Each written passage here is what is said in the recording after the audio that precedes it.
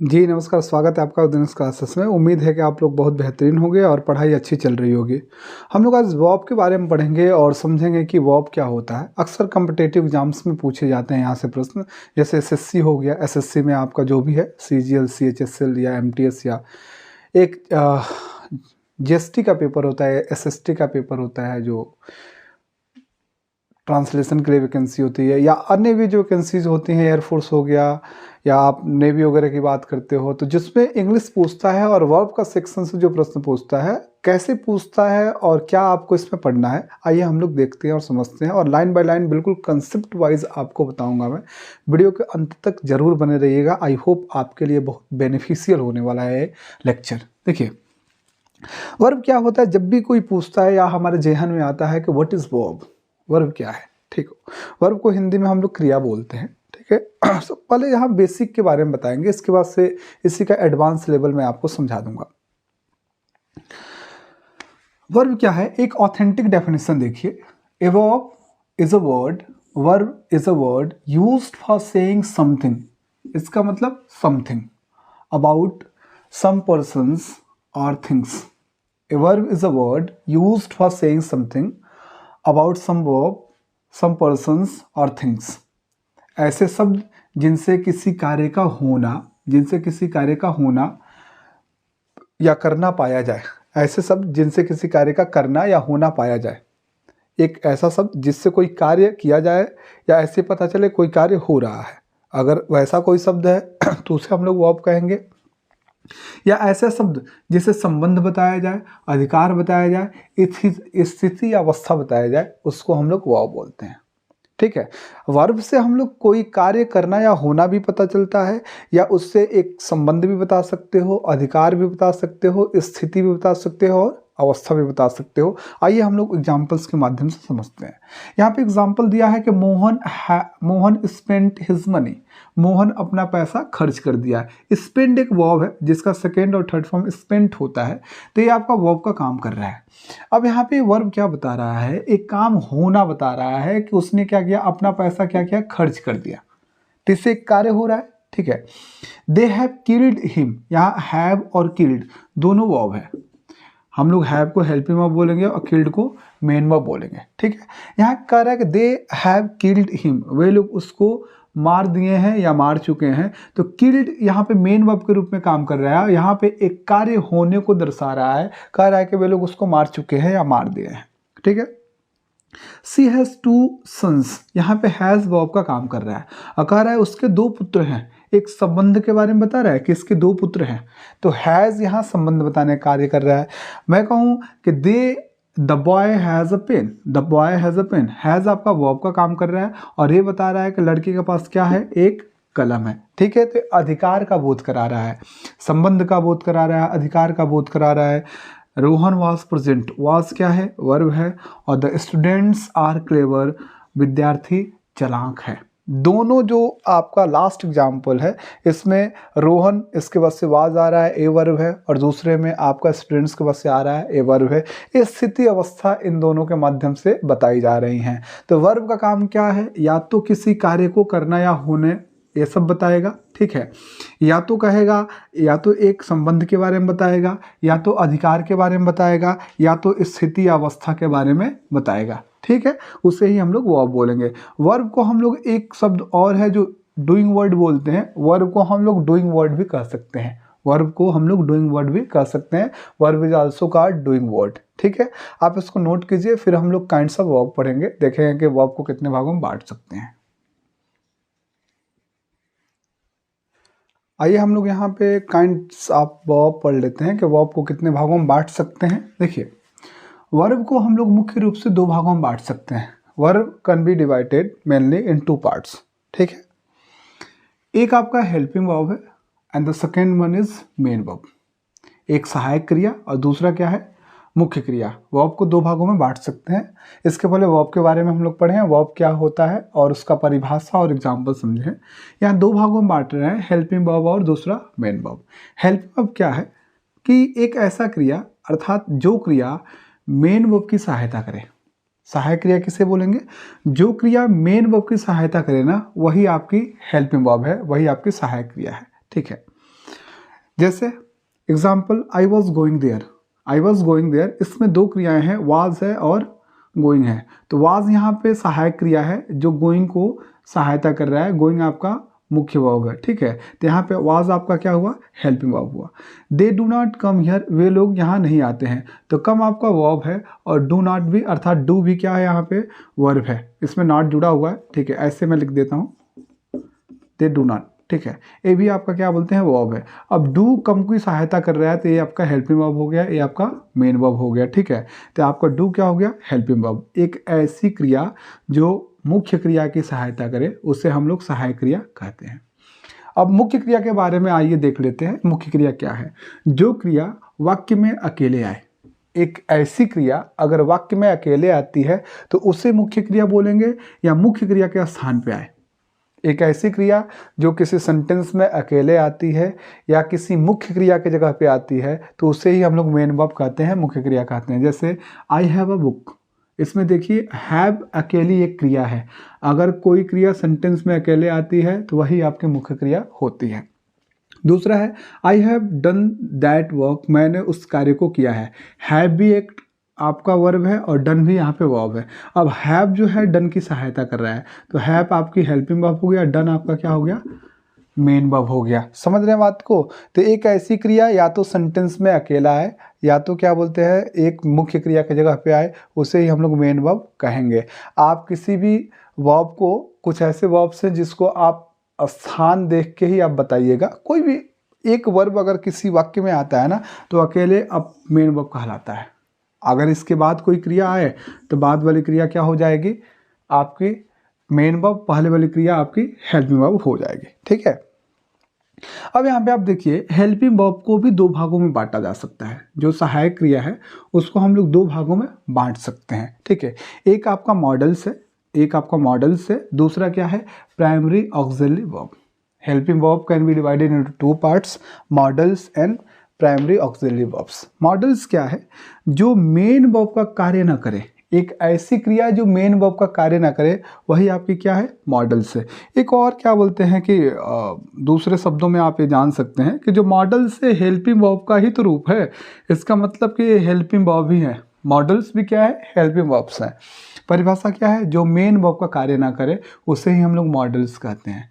Models की संख्या आप देखेंगे तो कुल आपका 13 आपके मॉडल्स हैं। जैसे can, could, may, might, must, will, would, उसके बाद से shall, should, ought to, use to, need, dare. समझ रहे हैं, ये सब के सब आपके मॉडल्स हैं और ये हेल्पिंग वर्ब के रूप में सहायता करते हैं, ठीक है। ये मेन वर्ब के रूप में कभी सहायता नहीं करते हैं। इसमें से 3 ऐसे आते हैं जिनका यूज़ मैं बाद में आपको अलग से बताऊंगा। मॉडल भी हैं लेकिन दूसरे रूप में भी काम करते हैं, ठीक है। जैसे नीड मतलब आवश्यकता होना, डेयर मतलब साहस करना, तो ये दोनों मेन वर्ब के रूप में भी काम करेंगे, ऐसे देख लोगे, ठीक है। और ये एडजेक्टिव के रूप में भी काम करता है। तो खैर मैं अलग आपको डीपली पढ़ाऊंगा, ठीक है।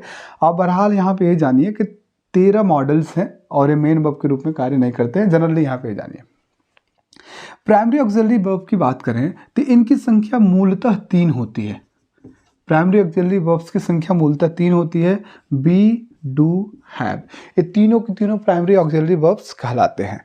ये आपका क्या बोलते हैं कि बी, डू, बी जो है इसका रूप क्या है, इज, एम, आर।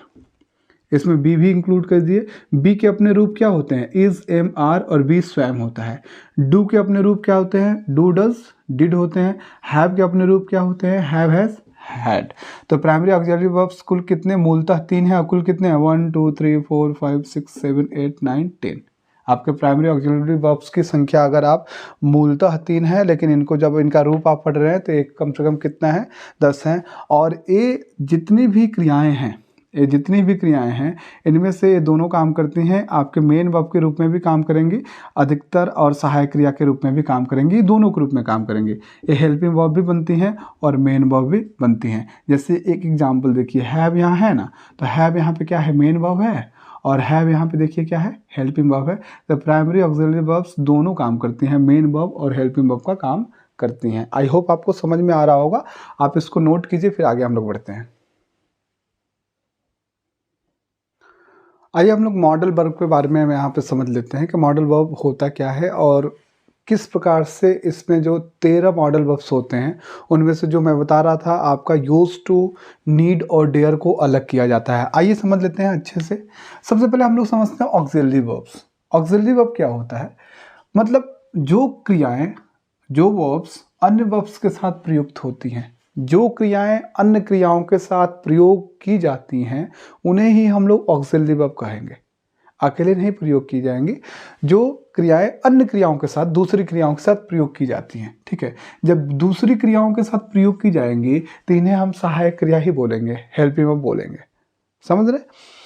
अब जो ऑक्सिलरी वर्ब्स हैं, जो ऑक्सिलरी वर्ब्स हैं, या तो इसे मॉडल्स बोलिए, इसको हम लोग मुख्य रूप से दो भागों में बांटते हैं। ऑक्सिलरी वर्ब्स, इसी को मॉडल्स आप बोलते हो, इसको हम लोग दो भागों में बांटते हैं। एक आपका मॉडल ऑक्सिलरी वर्ब्स होता है, दूसरा आपका मार्जिनल ऑक्सिलरी वर्ब्स होता है। ठीक है, मॉडल ऑक्सिलरी वर्ब्स जो हैं आपका can, could, may, might, must, shall, should, will, would, ought to. ठीक है, इनकी संख्या कितनी है? 10 है आपकी। ठीक है, इनको हम लोग मॉडल ऑक्सिलरी वर्ब्स कहते हैं। ठीक है, मार्जिनल ऑक्सिलरी वर्ब्स क्या हैं? Use to, need, dare. इनकी संख्या कितनी है? 3 है। मैं आपसे कहा था कि मॉडल्स कितने हैं? 13 हैं, और इनमें से जो 3 है ना, वो मॉडल के रूप में भी काम करते हैं और अन्य रूप में भी काम करते हैं। तो जो अन्य रूप में काम करेंगे ना, तो इनको हम लोग तीनों को मार्जिनल ऑक्सिलरी वर्ब बोलते हैं, और उसके बाद से बाकी जो 10 हैं इनको मॉडल ऑक्सिलरी वर्ब कहते हैं। अब जो ये सब के सब है ना, can, could, may, might, must, shall, should, will, would, ought to, ये हेल्पिंग वर्ब के रूप में प्रयोग होते हैं। भाई मॉडल के बाद से एक में वर्ब तो आता ही है ना, तो हेल्पिंग वर्ब के रूप में प्रयोग होते हैं। जैसे ही कैन रन फास्ट, वह तेज दौड़ सकता है। कैन है, इसके बाद से एक वर्ब आया है, तो ये आपका मेन वर्ब हो गया और ये आपका मॉडल है। ठीक है, तो मॉडल वर्ब क्या है? इसके बाद एक मेन वर्ब आया ना, तो इसको हम लोग हेल्पिंग वर्ब भी बोल सकते हैं। दे शुड रीड इंग्लिश, उन लोगों को अंग्रेजी पढ़ना चाहिए। रीड आया है शुड के बाद, शुड क्या है? मॉडल है। अब मैंने आपसे कहा है कि सहायक क्रिया काम क्या होता है? कि मुख्य क्रिया की सहायता करना है, मेन वर्ब कहलाएगा। तो इसके पहले आने वाला शुड आपका मॉडल है, जिसको हम लोग सहायक क्रिया भी कह सकते हैं। ठीक, आगे चलते हैं। हम लोग मार्जिनल ऑक्सिलरी वर्ब्स के बारे में समझते हैं। Use to, need, dare. हम लोग मार्जिनल ऑक्सिलरी वर्ब्स क्यों कहते हैं, बात समझिए। इन तीनों का प्रयोग हम लोग मॉडल ऑक्सिलरी वर्ब के रूप में भी कर सकते हैं, लेकिन और दूसरे रूप में भी यूज कर सकते हैं, इसलिए इनको मार्जिनल बोला जाता है। बट इन 10 का प्रयोग हमेशा हम लोग मॉडल ऑक्सिलरी वर्ब के रूप में करेंगे। समझ रहे? देखिए, हम लोग मॉडल ऑक्सिलरी वर्ब का प्रयोग के रूप में इनका करेंगे। ठीक है, लेकिन उसके अलावा यूज टू का प्रयोग हम लोग एडजेक्टिव के रूप में भी कर सकते हैं। नीड और डेयर का प्रयोग हम लोग मेन वर्ब के रूप में भी कर सकते हैं। जब मेन वर्ब के रूप में होता है या कोई भी होता है, तो नीड का अर्थ होता है आवश्यकता या जरूरत होना, डेयर का अर्थ होता है हिम्मत या साहस करना। ठीक है, देखिए example, I am use to sleeping late at night. मैं रात में देर से सोने के आदी हो गया हूँ। यहाँ देखिए एम दे रहा है, तो एम आपका क्या है? वर्ब है। और कौन सा वर्ब है? हेल्पिंग वर्ब का काम कर रहा है। और यूज टू यहाँ पे मॉडल वर्ब का काम नहीं कर रहा है, एडजेक्टिव का काम कर रहा है। समझ रहे बात को? यहाँ पे अगर मॉडल के रूप में काम करता है तो इसको सबसे पहले यूज करते हैं, इसके पहले कोई वर्ब नहीं आता। तो I am use to sleeping at night, late at night, तो यहाँ पे एम आपका वर्ब है, हेल्पिंग वर्ब का काम कर रहा है। यूज टू आपका एडजेक्टिव के रूप में काम कर रहा है, न कि मॉडल के रूप में। नेक्स्ट है आई नीड यू, मुझे आपकी आवश्यकता है। तो नीड अगर किसी वाक्य में एक ही क्रिया है तो कौन सी क्रिया होती है बाबू? मुख्य क्रिया होती है मेन वर्ब। ये मेन वर्ब के रूप में काम कर रही है, मॉडल के रूप में नहीं। You need not come tomorrow, आपको कल आने की आवश्यकता नहीं है। देखिए नीड के बाद से एक वर्ब आ रहा है, तो ये आपका मेन वर्ब हो गया, जिसको डायरेक्ट इन्फिनेटिव बोलेंगे। अब इसको हम लोग क्या बोलेंगे? मॉडल बोलेंगे। ठीक है, तो यहाँ पर नीड का यूज़ हम लोग मॉडल के रूप में कर रहे हैं, क्योंकि इसके बाद एक वर्ब आ रहा है। यहाँ नीड के रूप एक मॉडल के रूप में नहीं, मेन वर्ब के रूप में हो रहा है, क्योंकि इसके बाद कोई क्रिया नहीं आया है। She does not dare, she does not dare to come late, वो देर से आने की साहस नहीं करती है। अब डज देखिए, डज क्या है? एक सहायक क्रिया है, हेल्पिंग वर्ब है। इसके बाद से डेयर का यूज हो रहा है, तो ये मेन वर्ब के रूप में काम कर रहा है। जैसे आप बोलते हैं आई डू नॉट गो, तो डू तो सहायक क्रिया है, गो आपका मुख्य क्रिया होगा ना। तो सी डज नॉट डेयर, ठीक है, तो डज आपका हेल्पिंग वर्ब है, डेयर आपका क्या है? मेन वर्ब है। ठीक है, आप यहाँ पे देखिए, I dare not enter his room, मैं उसके रूम में प्रवेश करने की साहस नहीं करता हूँ जाने के। एंटर क्या है, वर्ब है, ये बाद में आ रहा है, मेन वर्ब है, इसके पहले डेयर आ रहा है, तो ये क्या हो गया, ये मॉडल के रूप में यूज कर रहा है। समझ रहे बात को। तो हम लोग यूज टू नीड डेयर का प्रयोग हम लोग मॉडल के रूप में भी करेंगे, लेकिन अन्य रूप में भी कर सकते हैं। आई होप आपको समझ में आया होगा, इसको नोट कीजिए, फिर आगे बढ़ते हैं हम लोग। ये हम लोग मॉडल वर्ब्स के कुछ इंपॉर्टेंट पॉइंट्स को देखते हैं कि कैसे हम लोग इसको सेंटेंस में यूटिलाइज करते हैं और कैसे परीक्षाओं में प्रश्न पूछे जाते हैं। ठीक है, देखिए ऑक्सिलरी वर्ब्स के कुछ मुख्य बिंदु हैं, यहाँ पे देख लेते हैं, कंसेप्ट वाइज करके आपको समझा रहे हैं। ठीक है, कह रहा है कि जो मॉडल ऑक्सिलरी वर्ब्स होते हैं ना, मॉडल ऑक्सिलरी वर्ब्स का प्रयोग मेन वर्ब के रूप में नहीं होता है। जो मॉडल ऑक्सिलरी वर्ब्स होते हैं ना, उनका प्रयोग हम लोग मेन वर्ब के रूप में नहीं करते हैं, इनका प्रयोग हेल्पिंग वर्ब के रूप में होता है। मॉडल ऑक्सिलरी वर्ब्स का प्रयोग मेन वर्ब के रूप में नहीं होता है, इनका प्रयोग हम लोग हेल्पिंग वर्ब सहायक क्रिया के रूप में करते हैं। जैसे example, I can lift this box, मैं इस बॉक्स को उठा सकता हूँ। तो अगर किसी वाक्य में ना एक से अधिक क्रियाएं आती हैं तो पहली क्रिया जो होती है ना वही हेल्पिंग वर्ब होती है। तो यहाँ पे देखो कैन मॉडल है, सहायक क्रिया के रूप में यूज हो रहा है, इसकी बाद वाली क्रिया क्या हो जाती है, मुख्य क्रिया हो जाती है। ही शुड वर्क हार्ड, उससे कठिन परिश्रम करना चाहिए। तो शुड के बाद से वर्क आ रहा है, किसी वाक्य में एक से अधिक क्रियाएं तो पहली क्रिया जो होती है ये हेल्पिंग वर्ब हो जाएगी और बाद वाली क्रियाएं क्या हो जाती हैं, मेन वर्ब हो जाती हैं, मुख्य क्रियाएं। तो यहाँ शुड मॉडल है जो सहायक क्रिया के रूप में यूज किया जा रहा है। तो कहा यही जा रहा है कि helping verb, model auxiliary verbs का प्रयोग हम लोग हेल्पिंग वर्ब के रूप में करते हैं, न कि मेन वर्ब के रूप में। कंसेप्ट दूसरा आपको ये कहा जा रहा है, आपके सामने दो एग्जांपल्स हैं, she can helps you, she can helps you, दूसरा है आई कैन हेल्प यू। ठीक है, दो तीन पॉइंट यहाँ पे समझाया जा रहा है। कहा यह जा रहा है कि जो मॉडल ऑक्सिलरी वर्ब्स होते हैं, मॉडल ऑक्सिलरी वर्ब्स होते हैं, can, could, may, might, shall, should, उसके साथ जो भी क्रियाएं आती हैं, जो भी क्रियाएं आती हैं उनमें कभी भी एस, ईएस, आईएस नहीं जोड़ते हैं। तो यहाँ पे आपका एस नहीं होगा। एक बात और सुनो, कभी भी मॉडल ऑक्सिलरी वर्ब्स के बाद आने वाली क्रियाओं में यस, ईएस, आईएस नहीं जोड़ते हैं, तो यहाँ एस कट जाएगा, क्या होगा, सी कैन हेल्प यू। ठीक है, दूसरा है कि आई कैन हेल्प यू, मैं आपकी सहायता कर सकता हूँ। बात यहाँ पे है कि जो मॉडल ऑक्सिलरी वर्ब्स होते हैं, मॉडल ऑक्सिलरी वर्ब्स होते हैं, इनके बाद आने वाले क्रियाओं में यस और यस नहीं जोड़ते हैं।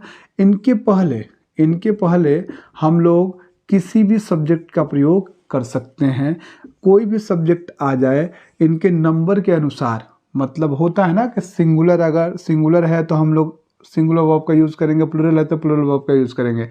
इन्हें सिंगुलर और प्लूरल किसी भी सब्जेक्ट के साथ यूज़ कर सकते हैं।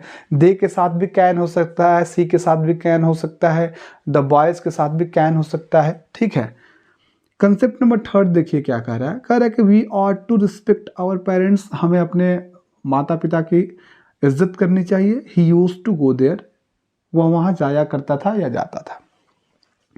दो ऐसे मॉडल ऑक्सिलरी वर्ब्स है ना, यूज और ऑट, अपने साथ टू प्रीपोजिशन लेते हैं। अगर प्रीपोजिशन टू हटा देंगे ना तो ये गलत हो जाएगा। आप ऐसे नहीं कर सकते हैं we ought respect our parents या he used go there.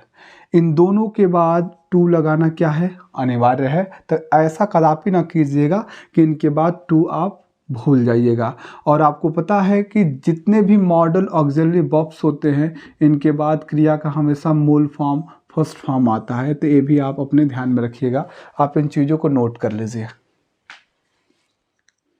I hope आपको बहुत बढ़िया लगा होगा ये वीडियो। अगर अच्छा लग रहा है तो आप वीडियो को लाइक करो, चैनल को सब्सक्राइब करो और वीडियो शेयर भी करो। ठीक है, अगर आपको ट्रांसलेशन का गहन ज्ञान आप लेना चाहते हो, आपको अनुवाद करना नहीं आता है हिंदी से इंग्लिश में, तो उसके लिए एक बहुत ही शानदार मैंने कोर्स शुरू किया है। आप प्लेलिस्ट में जाइएगा और ट्रांसलेशन करके एक प्लेलिस्ट है, ट्रांसलेशन करके, उसमें आप क्या बोलते हैं कि बहुत सारे वीडियोस हैं, आप जाके वहाँ से वीडियोस को देख के अपने नॉलेज को इंक्रीज कर सकते हैं। हिंदी से अंग्रेजी भाषा में कैसे अनुवाद करते हैं उसको बहुत अच्छे से मैं आपको समझा रहा हूँ। ठीक है, तो मिलते हैं नेक्स्ट वीडियो में, तब तक के लिए थैंक यू, बाय बाय।